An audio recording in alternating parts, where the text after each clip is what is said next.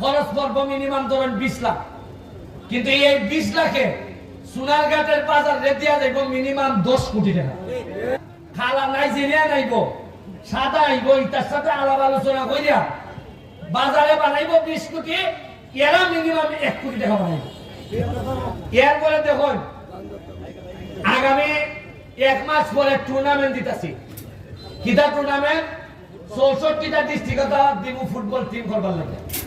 ধরেন 30টা খেলা হইব, কয়টা খেলা হইব? 30টা। ডিস্ট্রিক্টে ব্রাহ্মণবাড়িয়া, সিলেট, মৌলভীবাজারে, কিশোরগঞ্জে এইভাবে খেলা হইব। তাহলে আমার খরচ পড়বো মিনিমাম ধরেন 20 লাখ। আমার খরচ হইব কত? 20 লাখ।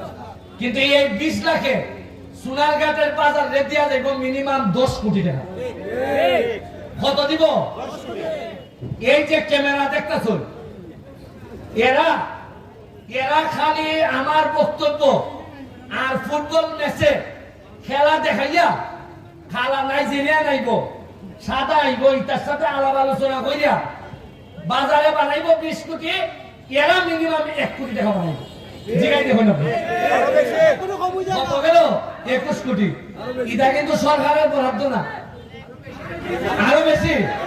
কত আরো বেশি। এই যে ক্যামেরা দেখতেছেন, সবাই টাকা ইনকাম করতেছে। এইখানে এমনও ছেলে আছে বিদেশ খাতা যাইবার টিকিট রেডি করতে আছে, আমি আর যেতাম না। এইটা বাদ দিয়া জিগাইলাম কত? 20 লাখ টাকা জমাই দিছি। আপনারা চিন্তাও করতে পারতেন না সোনারঘাটের ডেভেলপমেন্ট আমরা কোন দিকে লইয়া যাইতেছি। বুঝেন না? কি যার জ্বালা হইলে 6 মাসের মধ্যে আমারে মাইরা নাও লাগে। আপনার কালকে আমি কইলাম যে যদি এখন সেক্রেটারির বিচারটা এই সময় হইতো, তাইলে আমার মারা থ্রেটটা এখনই দিতে পারলো না। কারণ এরা দেখছে অনেকে যে আরে বাজার সেক্রেটারি মাইলে বেশি বিচার হয় না, আর ব্যারিস্টারে মারলে আচ্ছা না হয় 2-1 লাখ গেল। একটা বিচার না হইলে পরবর্তী অপরাধের লাগে আবার নিশ্চিত হন লাগে। তবে আমি হইয়া যেতেছি এমপি হইছি, তো আমি এই বিচারের জন্য এই চার্জশিটই কেন আসে না এটার জন্য আমি আপনাদেরকে বলে যাচ্ছি, আমি এটা নিশ্চিত করব যেন বিচারটা নিশ্চিত। তবে এইখানের মধ্যে আমাদের লোকজন আছে যারা অনেকে আসামি হয়েছে, তাদের ব্যাপারে আমার বক্তব্য অন্যায়ভাবে যেন কোন লোককে আসামি করা না হয়। তদন্তে যা আসবে এবং সুষ্ঠু তদন্তের মাধ্যমে যারা আসবে তারাই যেন তাড়াতাড়ি এই বিচারটা নিশ্চিত হয়। কারণ বিচার যত দেরি হয়, ন্যায় বিচার তত বঞ্চিত হয়। এটা আমি হইতে দিতাম না। আরেকটা হইলো এই যে ট্রাক আইএমডি যায় গিয়া ওই সিফা দিয়া ঢুকে, 2টা ফুলা জ্যাম। একটা রাস্তা আছে তেলিগিরি রাস্তা, এখন হয়তো পৌরসভা করতো 13 ফিট না, কত 14 ফিট। এটা পুরা বাইপাস ইরোড থেকে স্টেশন গিয়ে উঠছে, দেওয়ার কাজ গিয়ে উঠছে।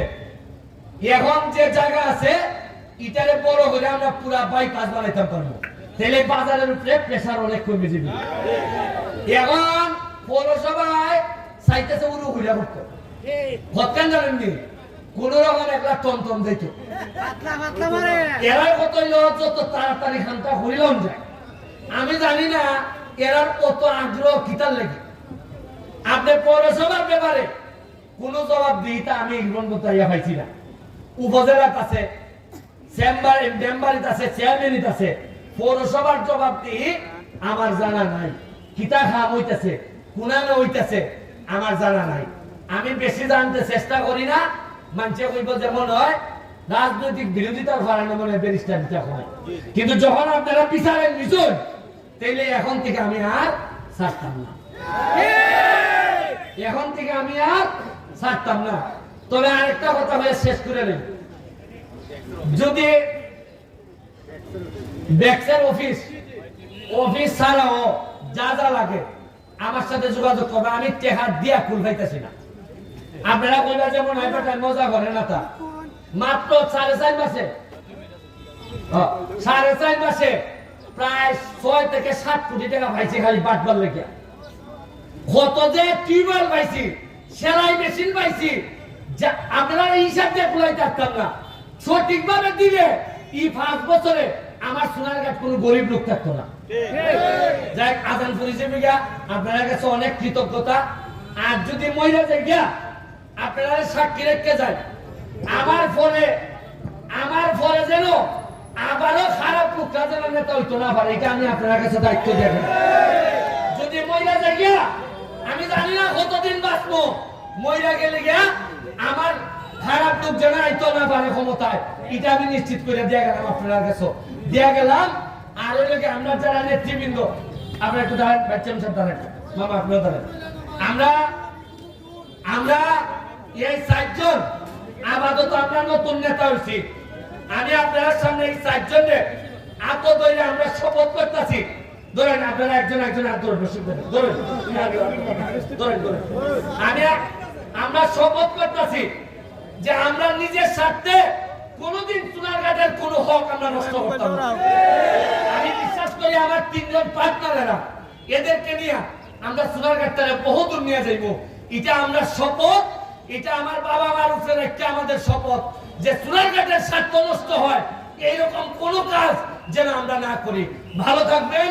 জয় বাংলা, জয় বঙ্গবন্ধু।